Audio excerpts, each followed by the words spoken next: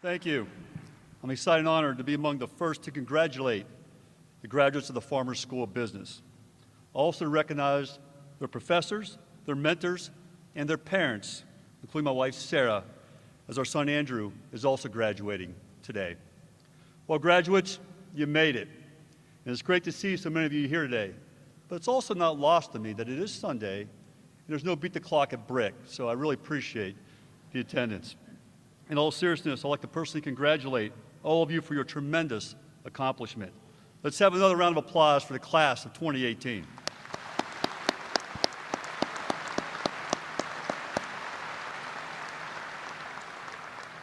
I would also like to recognize Dean Rubin and the entire team at the Farmers School of Business, faculty, and staff.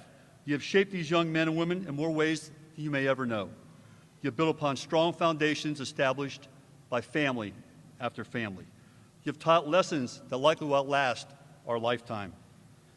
Speaking on behalf of everyone here, we thank you.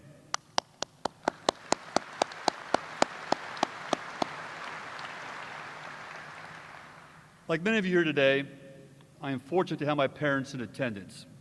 They instilled in me, my brother and sister, a love of learning, a commitment to integrity, and the importance of working hard. These are some of the lessons that Sarah and I have tried to pass along to my three boys, all of whom are here and have been students at Miami University. In the lead up to this momentous day, I'm guessing that in between final exams, job interviews, campus cleanouts, and just maybe a party or two, you have been reflecting a bit, remembering wisdom from professors, advice from mentors, how much you dreaded those 8 a.m. classes. Today, I want to add a few more things for you to think about. For the last 17 or 18 years now, you've carried around a backpack. You maybe even had a book or two in it. Chances are that many of you will continue to carry a backpack or briefcase into your career. That backpack or briefcase may be stuffed with still more books, a laptop, or whatever it takes to get you through the day. But today I want to talk about another bag that you will need to carry around to be successful.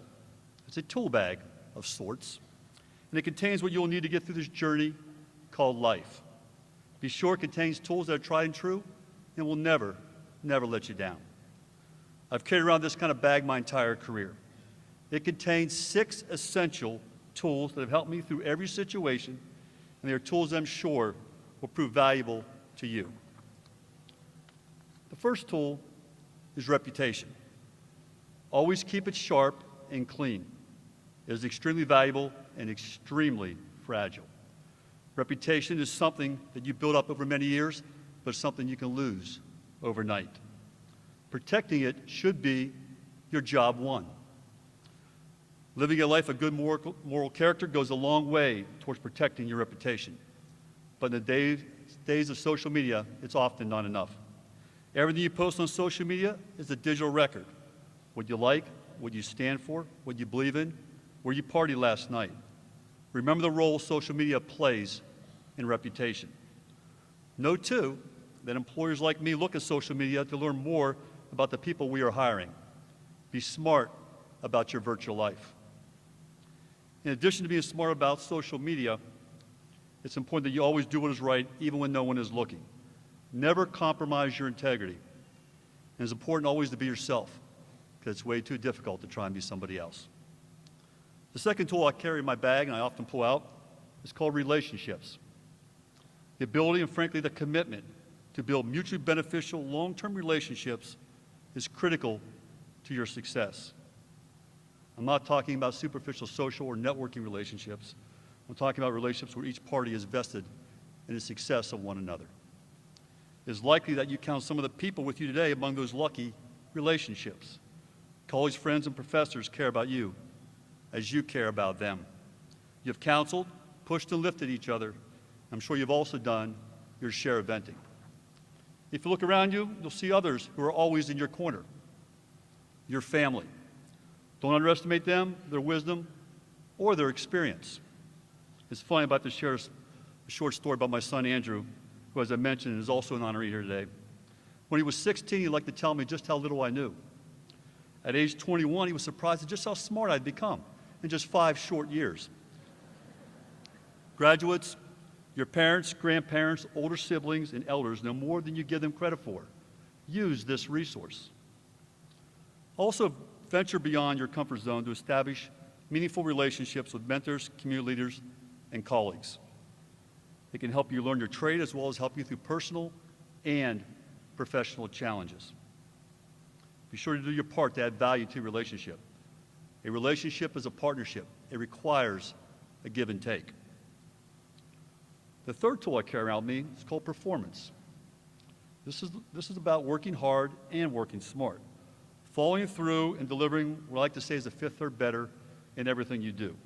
In other words, give every task 100% and then some. This is true on entry-level jobs as it is further down your career track. By show of hands, including friends, family, staff, and faculty, how many of you have jobs in your major field of study, or for you graduates, have those kind of jobs lined up after school?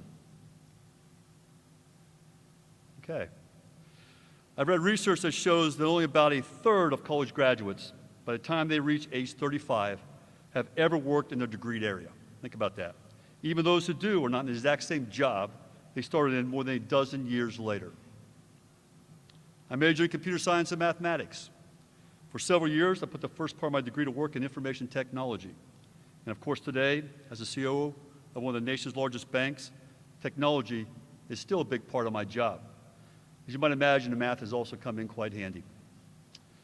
But from a computer science degree to entering financial services and becoming a bank CEO was nowhere in my mind when I was a young college student collecting my diploma. Few, if any of us, know the exact path our careers will take. There'll be twists and turns, unexpected victories, and disappointing mistakes. It's relatively clear, though, that the best way to get the next job is to excel at the job you're in. Say yes to good opportunities as they come up, even if they aren't part of your initial plan, and then work hard to perform well at every job. Always do what you say you're going to do and be accountable for your actions.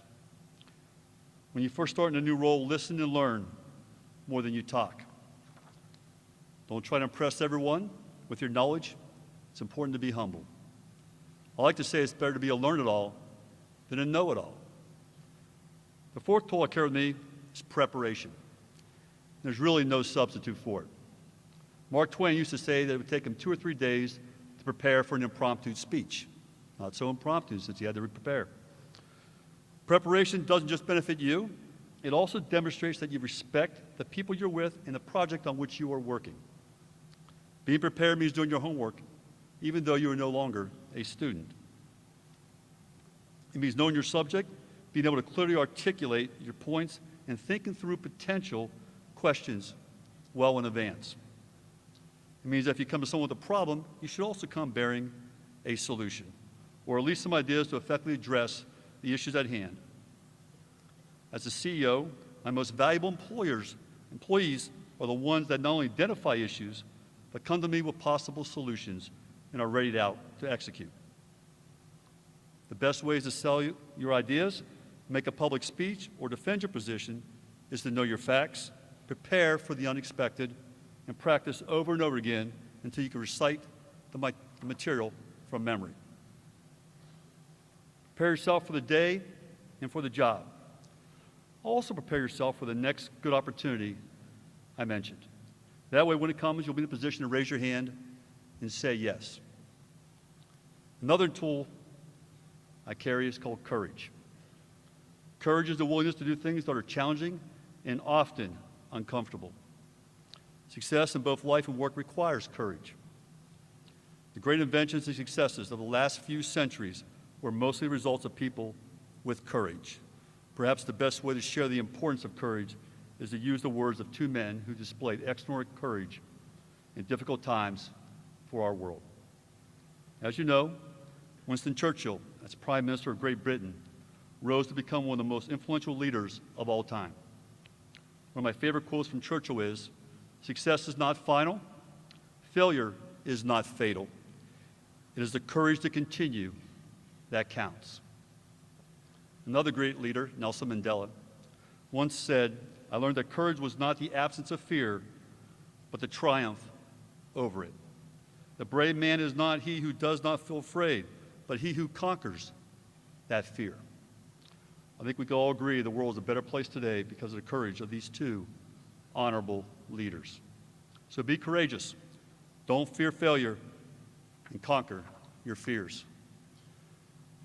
The final tool is probably the one I use most frequently.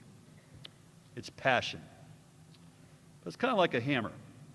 It needs another piece to be effective. A hammer without a nail can get your attention, but it really can't get the job done. In order for passion to work, it needs to intersect with your abilities. You can be the most passionate person in the world about flying, but if you're not a good pilot, you have no place being in the cockpit. And I don't think anyone else would want to come along for the ride either. Discovering your passion and owning your abilities are a large part of what these last few years at Miami have been about. As I said earlier, those things may not line up with what's exactly on your diploma, and that's likely okay. Learning what interests you, what really drives you, and what you're passionate about is a big part of education. It's a big part of what will determine your future success. You and only you have the right to decide what your unique version of success looks like. Don't measure your success against someone else's yardstick. It's your life to live. It's your story to write. Go after what's important to you, what you're passionate about, and then make sure you have the skills to get there. Those are the tools I carry around with me. Reputation, relationships, performance, preparation, courage, and passion. They are tools I pulled out time and time again throughout my career and throughout my life. They are the tools that bear my fingerprints with every use. Fingerprints that are unique to me, just as your fingerprints are unique to you. What are fingerprints anyway, but an impression? Something to say you were here. We leave them everywhere, on everything and everyone that we touch. Where are you leaving yours, and what are they saying about you? Even though you are leaving Miami University today, your fingerprints remain. You have left an impression on this institution and on the people who walk this beautiful campus. Those opportunities do not end with this ceremony. As you continue on your journey, remember the people and places that have helped you get to this moment and to the other moments that matter that are yet to come. Your university, your parents, your friends and colleagues, your community, be good to them, stay in touch, and always, always do what is right. When you're old and gray like me, I hope you look back on your life and know two things. One, those tools in my bag sure came in handy. And two, you did well by doing good. Now, as you collect your diploma this afternoon, you'll also be collecting a gift from Fifth Third Bank. Don't consider it a departing gift. Think of it as a starting gift. It's a tool bag of sorts, and in it you'll find an attractive offer to help you get on the right track financially, a t-shirt to wear on those days when you're not at work, and a prepaid Fifth Third debit card. Now this card is loaded with $166.70. Now you may think that's a strange amount, $166.70. But if you do the math, you'll see that it adds up to the mathematical equation of Fifth Third Bank. It's 5/3. In other words, it's more than 100%. Thought I'd throw that in there.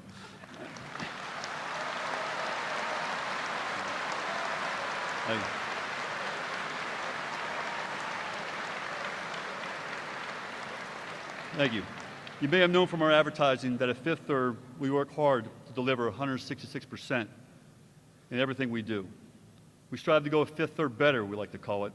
I'm sure you made a similar effort in your college career, working to deliver over 100% in every course. This gift recognizes this effort, as does your diploma. Graduates, very, very well done. I started these remarks today by talking about lessons in integrity, hard work, and lifelong learning. I'd like to close by sharing another lesson from the great Winston Churchill. Although he achieved the pinnacle of career success, amassed fame, and helped save the world from Hitler, he maintained perspective. He knew what was important and what kind of responsibility each of us has to the wider world. Winston Churchill often said, "We make a living by what we get, but we make a life by what we give." Graduates, this institution has prepared you to go make your living. It is up to you to go make your life. Congratulations to the class of 2018. Red Hawks, I know you will soar. Thank you.